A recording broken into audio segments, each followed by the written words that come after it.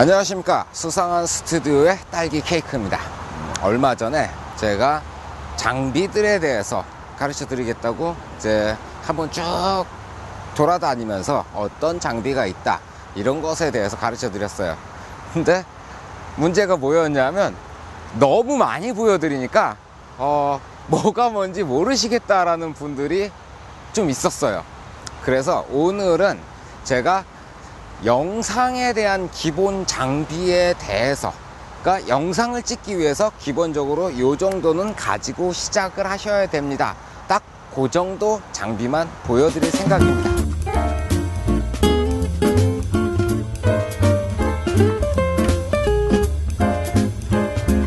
그렇지. 삑! 삑! 삑! 삑! 삑!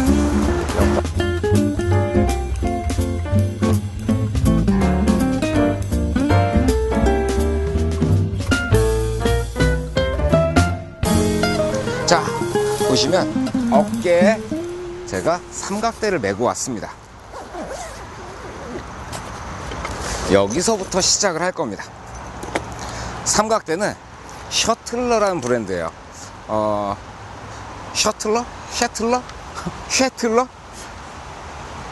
너무 다양하게 발음을 하셔가지고 어떤 발음이 정확한지는 저도 잘 모르겠습니다.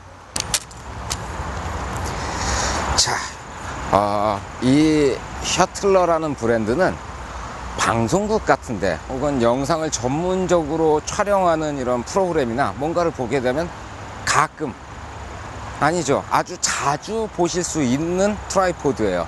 특히 이 셔틀러 트라이포드의 헤드 옆에 붙어있는 이 S자를 보시게 되면 왠지 탐나지 않으십니까? 저는 이 S자가 마음에 들어서 셔틀러를 좋아하거든요.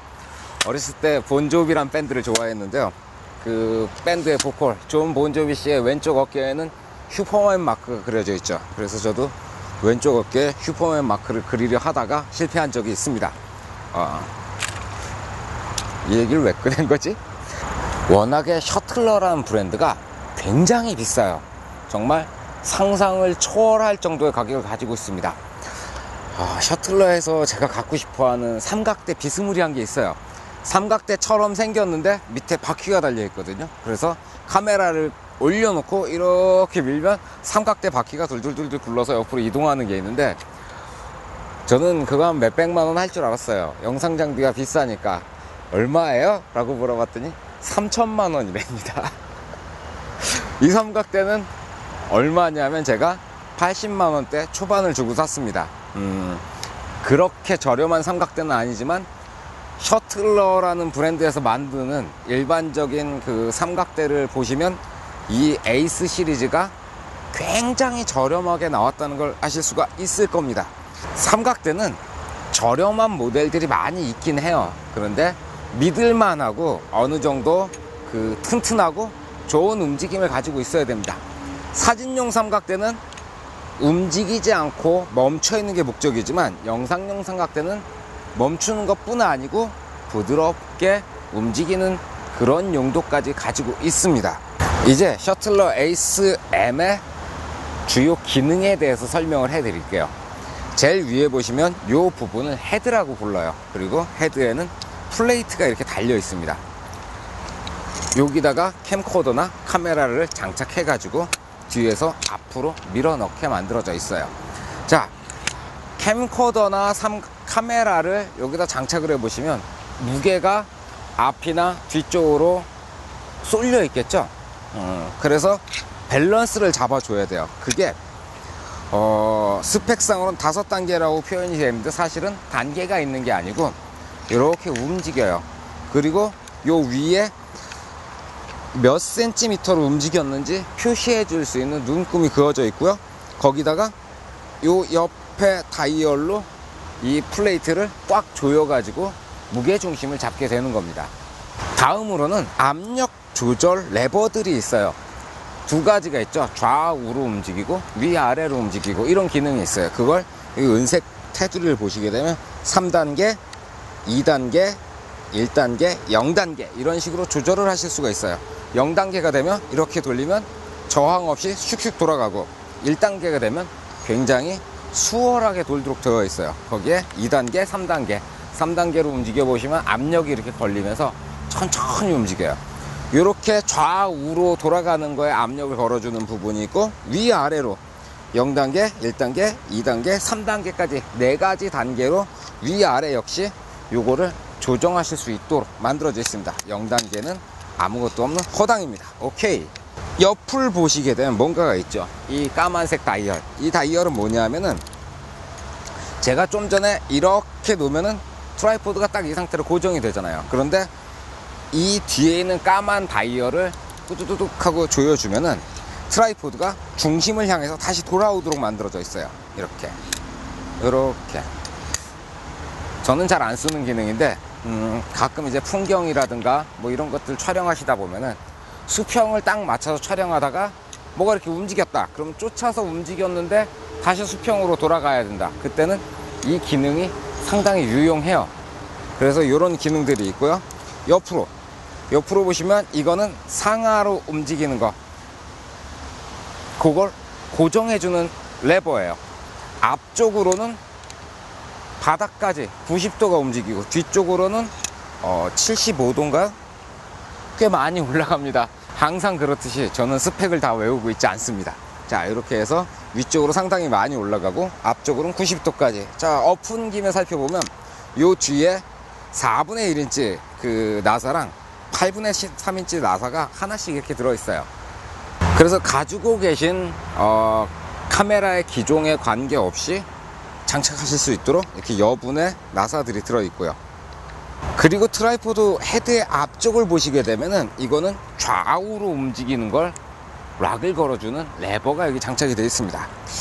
헤드에서의 어떤 움직임에 관한 기능들은 제가 설명을 해드렸고, 그리고 중요한 기능이 하나 있는데 그게 뭐냐면은 이 헤드 자체의 수평을 잡아주는 거예요. 아래쪽으로 내려와 보시면은 이 헤드 바로 밑에 다리가 3개가 있죠. 근데 그 가운데도 뭐가 있습니다. 이건 뭐냐면은 중심을 잡을 때 사용하는 일종의 나사예요. 자, 이걸 돌려보시면 어때요? 삼각대가 볼헤드처럼 이렇게 움직이게 되어 있어요. 그래서 위를 보시게 되면 수평계, 물방울 수평계가 있죠. 여기에 이렇게 딱 맞춰가지고 평형하게 물방울 수평계가 가운데 오도록 맞춘 다음에 이 긴 걸로 이렇게 조이시면 됩니다. 이 막대기가 짧게 되면은 풀르기도 힘들거니와 중심을 잡을 때도 손잡이로 할 부분이 없기 때문에 조금 애매해요. 그래서 이 막대기는 길면 편하답니다. 자, 다 설명드렸나요? 아, 이걸 펜바라고 불러요. 손잡이를. 그래서 이 펜바는 돌리게 되면 여러분이 원하는 각도로 움직여서 딱 고정할 수 있게 만들어져 있습니다. 여기까지 하면은 대부분의 헤드 기능은 설명을 해드린 것 같네요. 움직임도 좋고, 그리고 사용하기도 편리합니다. 아래쪽으로 내려가 보도록 하겠습니다. 아래쪽으로 쭉 내려오면은 제가 다리를 1단을 폈잖아요. 그래서 2개의 단이 되는데 제일 밑에 한 단이 더 있습니다. 이 숨어있는 한 단까지 키면은 거의 제 키만큼 올라와요. 이게 몇 센치라 그러더라? 한 160cm, 170? 오! 내 키보다 커 보이냐? 이상한데? 이거 스펙상으로 164cm인가 그래. 근데 왜 내 키보다 크지? 한 170cm 되는 건가? 와, 제가 기억하기로는 스펙이 164cm인가 그러는데 저보다 키가 크네요. 기분이 나빠지려 하고 있습니다. 자, 다음은 이 가운데, 이거 이름이 뭐였더라? 아, 알고 있었는데 지금 기억이 나지 않습니다. 이렇게 다리를 더 넓게 벌려서 고정시켜 줄 수 있는 이 가운데 잡아주는 거 이름이 뭐였죠? 바보가 된 것 같습니다. 기억나지 않습니다. 어쨌든 이 상태가 가장 높고 가장 안정적인 형태. 이렇게 하니까 한 164cm 정도 되네요. 기분 나쁜 생각됩니다. 저보다 키가 커요. 못 빠뜨린 거 있을래나요? 옆구리에 그게 있네요. 옆구리에 이렇게 고리가 있어가지고 이 고리에는 뭔가 무거운 뭐 무게추라든가 여기다가 그 가방이라든가 이런 거 달아 놓으시면 되도록 옆에 고리가 있고요. 그리고 마지막 아래쪽을 보시게 되면 이 빨간색 포인트 안에 스파이크가 이렇게 들어 있습니다. 지금 같은 오프로드에서는 이 스파이크를 이용하시게 되면은 보다 더 안정적인 촬영이 가능하겠죠. 간단한 트라이포드라고 생각했는데 여러분들에게 설명드려야 할 건 꽤 많네요. 다 했고, 전용 가방. 이것까지 해야지 뭔가 한 세트 끝난 것 같아요. 가방도 잘 나왔어요. 그냥 일반적인 그 다리가 닿는 부분은 이렇게 돼 있고, 헤드가 들어가는 부분에는 뭔가 하나가 더 떼어져 있어 가지고 뭐 안정적이. 이 정도면 제가 셔틀러의 에이스 M이라는 트라이포드는 전부 설명해 드린 것 같고요. 저 같은 경우에는 밖으로 많이 돌아다니니까 트라이포드를 선정하는 기준이 좀 까다로워요. 튼튼해야 되기도 하고 가벼워야 되기도 하고, 가장 중요한 건 저렴해야 합니다.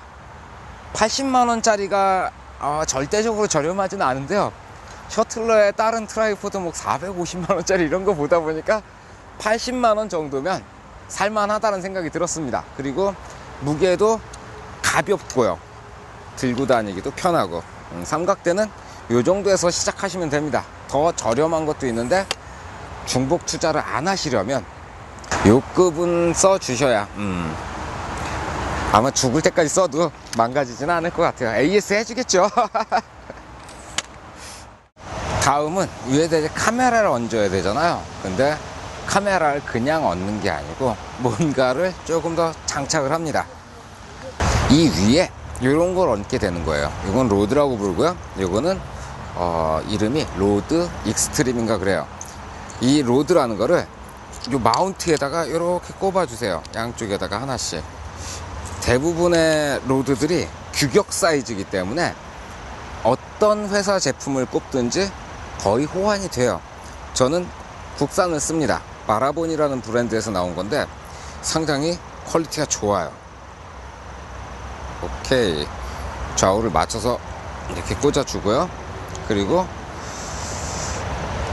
플레이트, 이렇게 플레이트를 빼서 로드에다가 부착. 이제 이렇게 붙이는 것.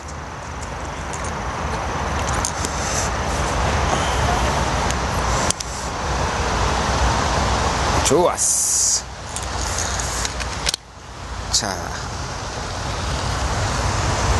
뭐 굉장히 간단해 보이죠? 그렇습니다. 간단합니다. 별거 없습니다. 자, 로드를 이렇게 장착을 해놓고, 그리고 뭘 끼냐면 팔로우 포커스라는 걸 낍니다. 요거죠. 일종의 기어예요. 이렇게 팔로우 포커스를 대략적으로 장착을 해놓고, 그리고 이 위에다 이제 카메라를 장착을 할 겁니다. 이 트라이포드는 구멍이 두 개가 나 있어요. 그러니까 캠코더 같은 경우에는 4분의 1인치나 8분의 3인치 나사를 이렇게 조여놓고 그 앞에 보면 구멍이 하나 또 있어서 두 개를 조여요. 흔들리지 말라고 두 개를 붙이게 되는데, DSLR 같은 경우에는 구멍이 이렇게 하나밖에 없죠.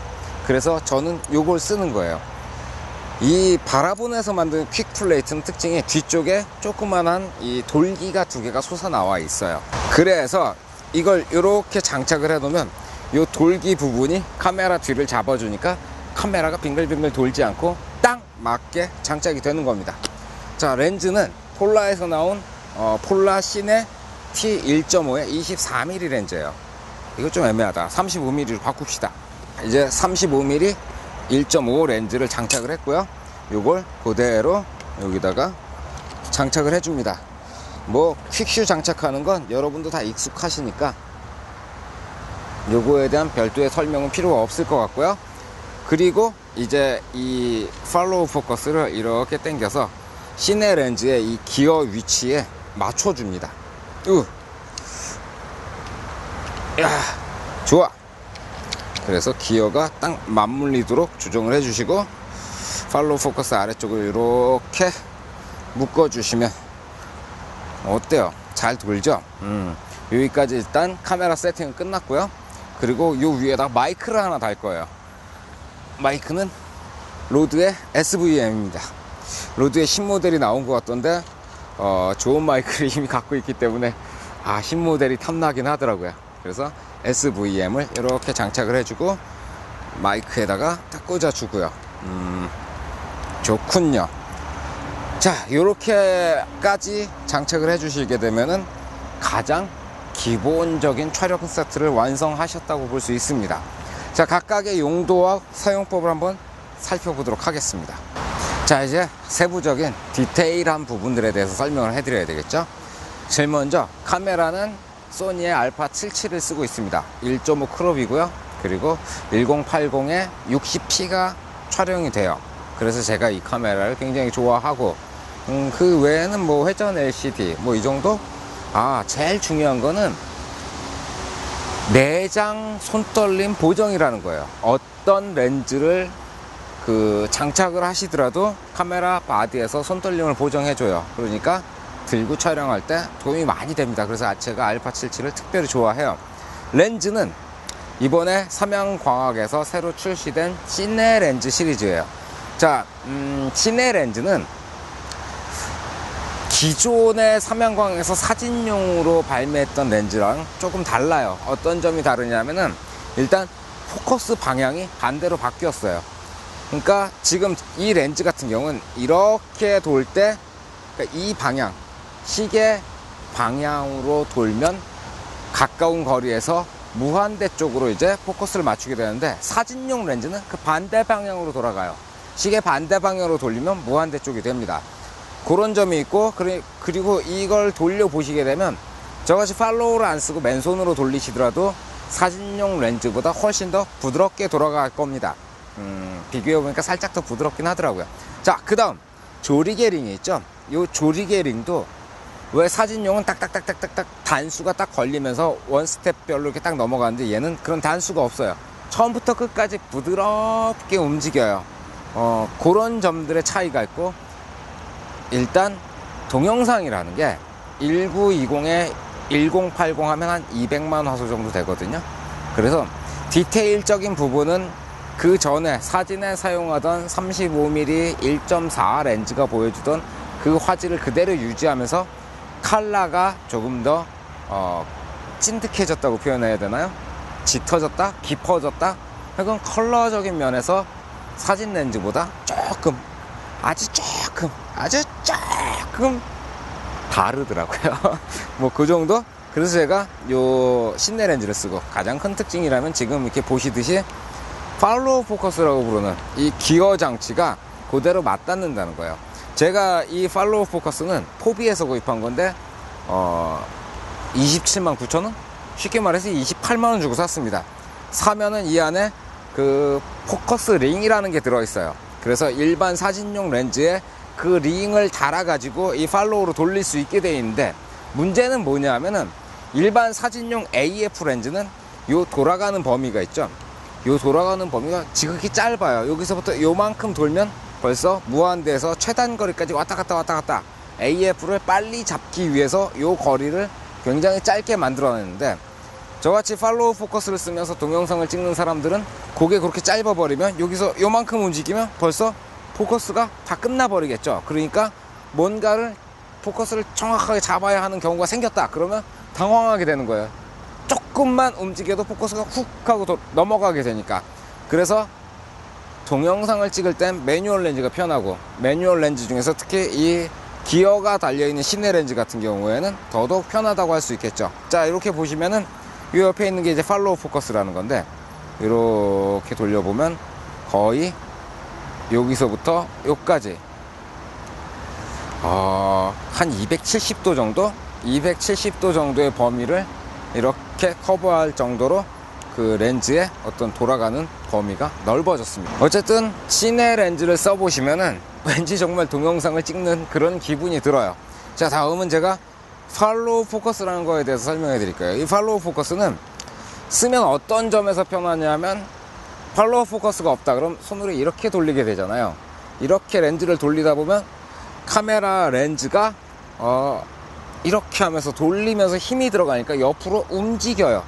동영상을 찍으면서 이렇게 어떻게 조심을 하든지 간에 흔들리게 마련입니다. 그걸 옆에서 돌려주니까, 이렇게 돌려주니까 손에 들고 돌려도 많이 흔들리지 않도록 만들어진 기계라고 생각을 해주시면 돼요. 그리고 급격한 포커스를 잡을 때도 굉장히 유리하고요.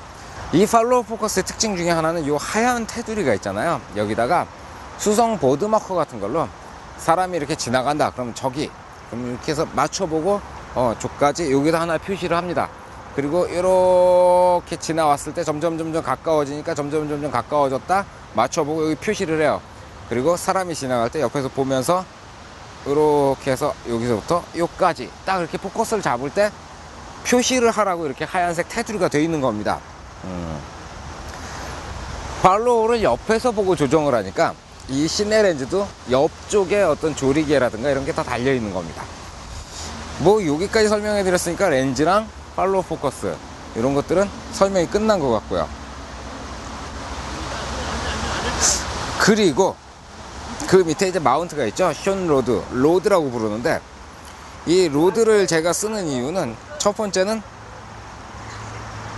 팔로우 포커스를 달기 위한 용도예요. 그리고 두 번째는 이 익스트림은 일반 그 숀 로드보다 조금 더 비싸요. 그래도 익스트림을 쓰는 이유가 카메라가 이만큼 떠오르잖아요.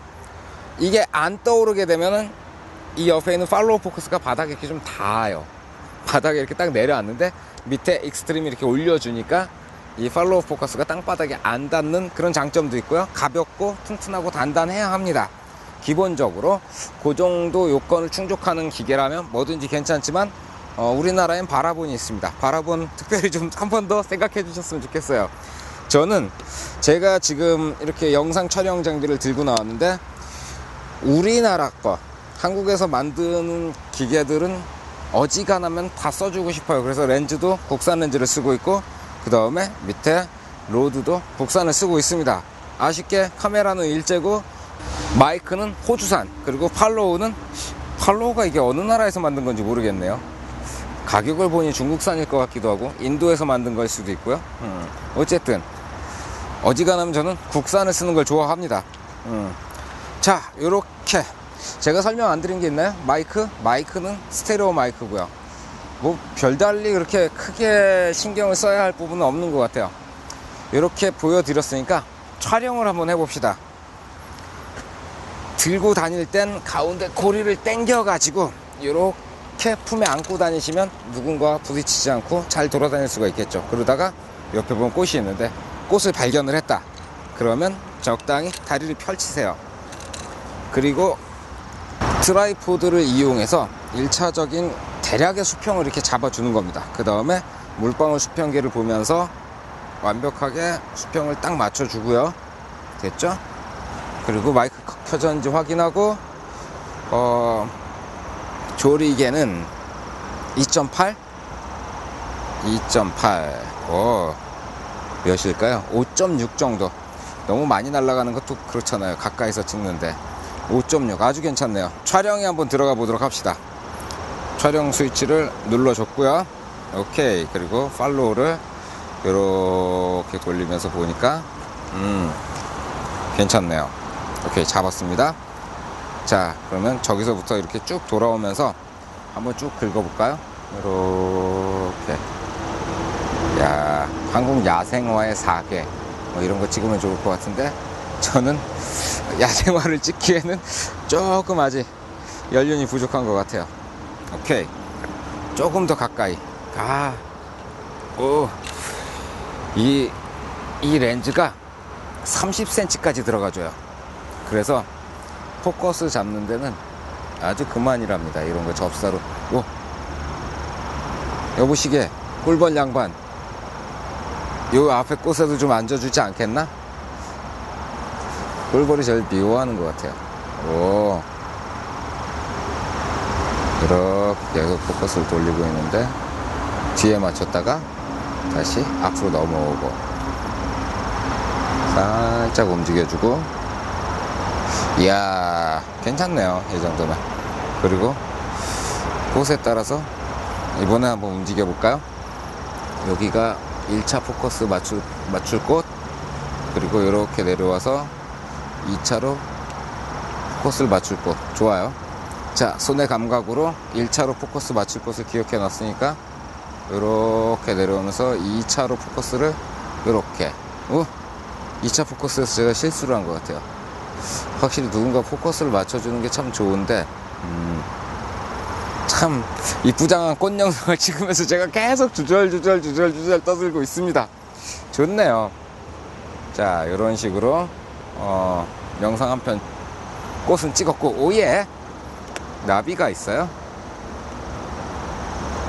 자, 마이너스 0.0%. 자, 제가 이래서 빨리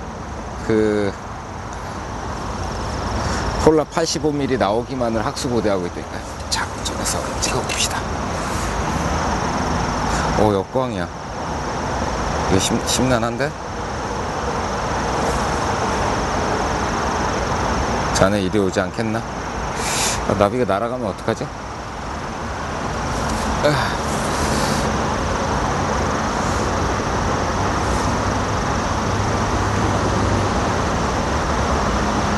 에이씨, 여보게나 거기 가만 좀 있어 보시게. 오, 좋아요. 85mm 렌즈가 있으면 딱 좋을 텐데, 아쉽게도 저에게 85mm 렌즈가 없습니다. 생각해보니까 저만 없는 게 아니군요. 아직 폴라에서 영화용 85mm 렌즈를 출시하지 않았습니다. 제 잘못이 아니군요. 다행이에요. 아유, 좋네요. 나비도 이렇게 나오고. 근데 저게 나비 맞아? 왜 생긴 게 좀 칙칙하지?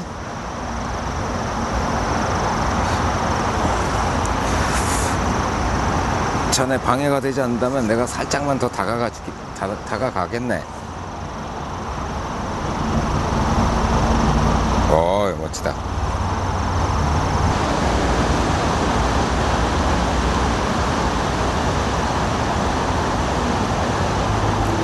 저도 이런 거는 그렇게 익숙하지가 않아가지고 조금 더 적응이 돼야 될 것 같아요. 자연물을 그렇게 많이 찍어본 적은 없거든요. 여보시게 너무 흔들지 말아주시게나. 에헤이.